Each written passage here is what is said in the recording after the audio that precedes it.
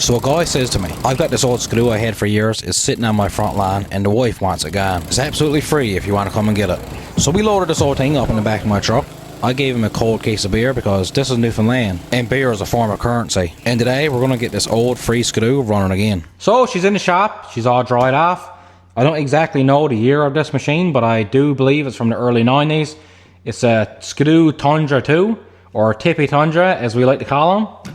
I'm pretty sure my father had a Tundra back in the day and he actually broke his leg on it from tipping over, but...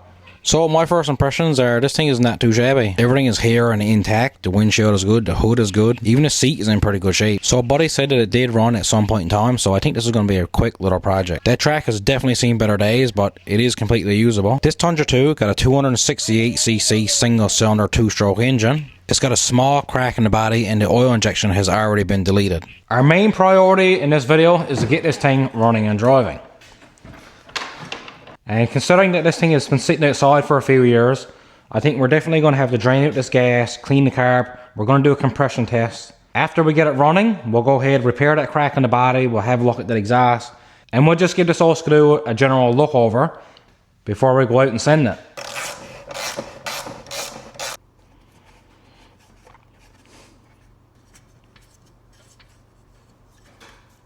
So I'm told with 2 strokes, you got to hold the throttle wide open before you pull it over for a compression test. So that's what we're going to do. The throttle is wide open. We'll pull her over. She definitely feels like she got compression. We got about 150 pound of pressure. Now that's a good start to a project. Next we're going to check for spark real quick. So we're literally just going to take the plug, put it in here, and we're going to want to ground this plug out on something and pluck it over. Or you can just get your buddy or your wife to hold on to this while you pull it over. You'll know real quick.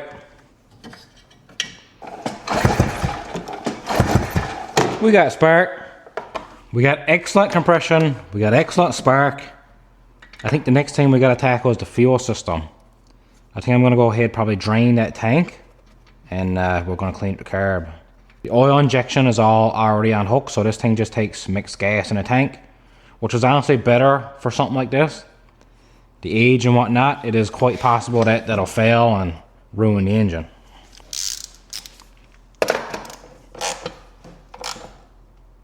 Click, click. So I think we do have quite a bit of gas in there. And it definitely fails the sniff test. So I think I'm just going to try to siphon out that gas. Hopefully we'll get most of it out and then we'll put fresh gas in there. It should be best kind. So I get this hose right here. This is supposed to just shake it and it's supposed to siphon the gas out. So I'm hoping that I'm just going to put that in there, give it a little shake, and it'll siphon the gas out right into this container. Let's try it out. And yes, I know you can get electric ones. I'm probably going to have to get one now at once. I'm hoping that this is going to work for me. Oh, it's coming up, baby. Oh.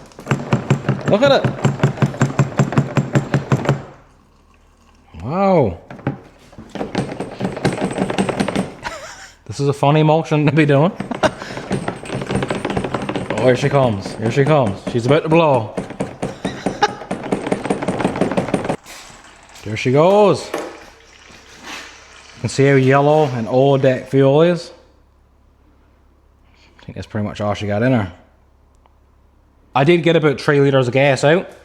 I looked down at the light, don't see me much left down there, so I'm hoping whatever little bit is left in the tank is going to get diluted enough with the fresh gas that it won't make any difference. Now let's clean out that carb. Oh yeah. Definitely needs a carb clean.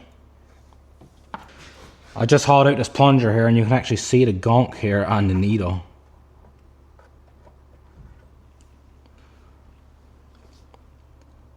Oh yeah.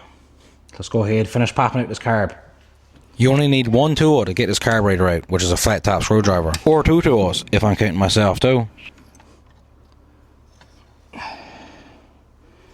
Okay.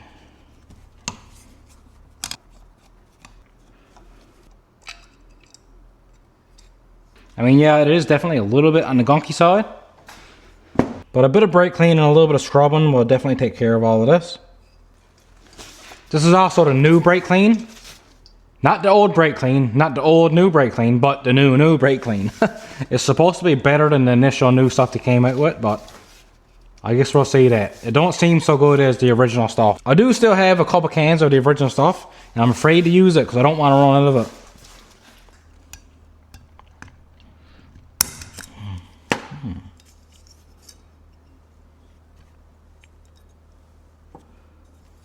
Here's our needle.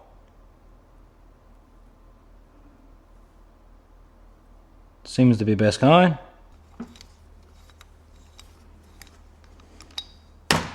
When you take out all these parts, you can blow them out with the brake clean, but it is also good to get a little bit of wire or like a torch cleaner will be great. And you can just kind of put it in the hole here and just kind of fish it around a little bit, make sure all the gunk is off the sides.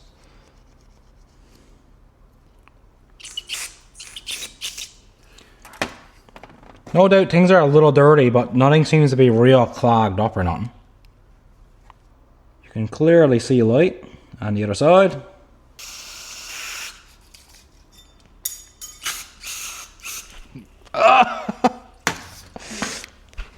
My eyes. Okay, now that I got something in my eye already, we'll go ahead and put some glasses on. Now let's put this car back together and get it in the screw. Okay, our carb is clean. My eye is clean. Let's get this chucked back in the screw and see if we can fire this thing up. Just throw it in there, put your lines back on, and put your throttle cable back in. And tighten her up.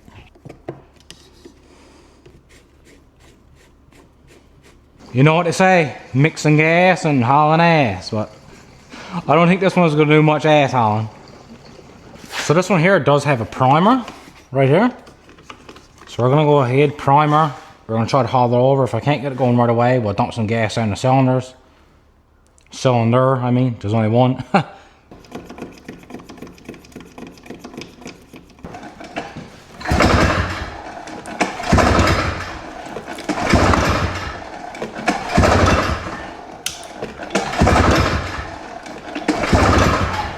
Alright, instead of killing my two arms, I'm just going to dump some gas down the cylinder. Got my EPA approved gas container. Give it a little squirt down there.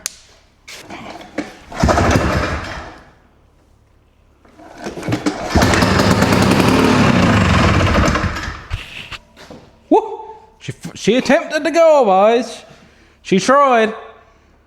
Don't seem like I'm getting no gas. So I can see the fuel in the lines, and I know the pump hasn't brought any fuel up to the carb yet. You just gotta keep hauling her over till she brings up some gas.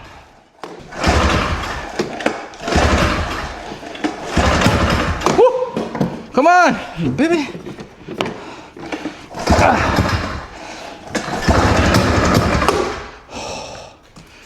I got her yanked across the shop here.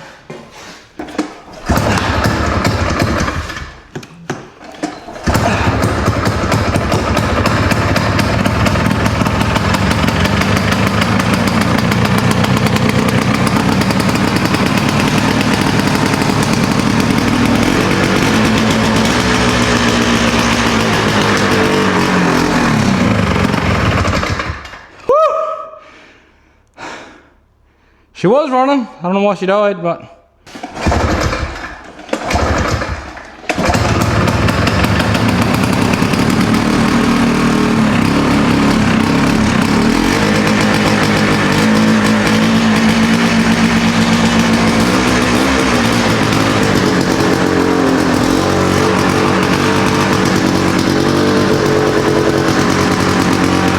she does run.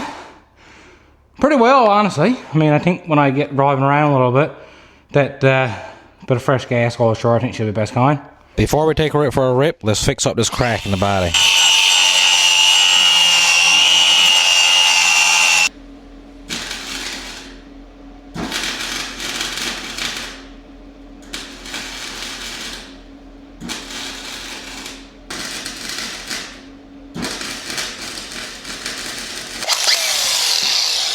You know what they say? The grinder and paint makes me the welder I ain't. That's just about good enough for me. So, we do get the body welded up. This exhaust right here, when it was running, it wasn't leaking. I didn't feel any leaks around it. No, it doesn't look pretty, but I think it'll be good enough for this old girl. I'll probably just look for a good front pipe to put on this, and whenever I come across one, I can install it. I know what that is under that little wrap there. That exhaust is probably really, really thin. I'm not going to do a good job welding that up with the welder. I know I can cut out a big old patch, put on it, weld that on, but honestly, I could probably get a full front pipe for this thing for like 20 bucks.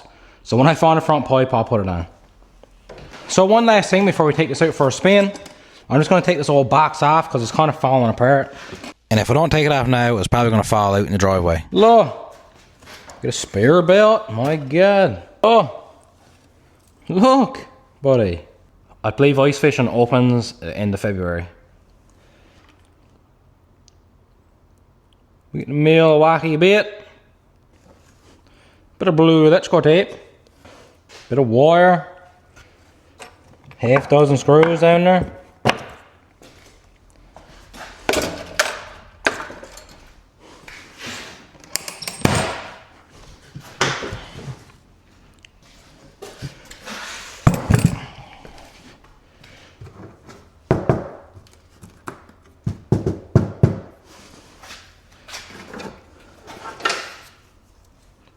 A bungee cord that's still bungeeing.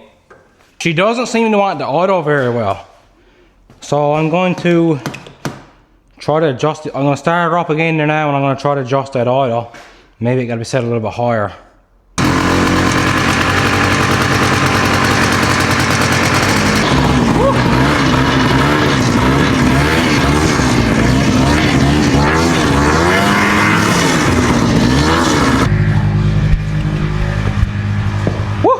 She's a ripper, man.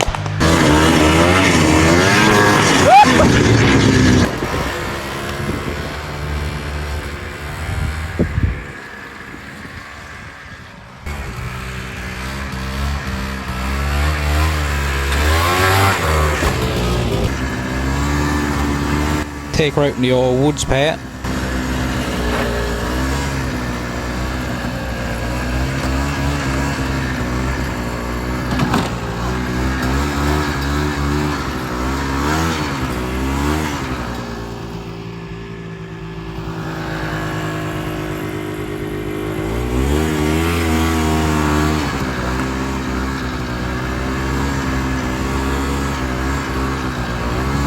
Travis Pastrami got nothing on me.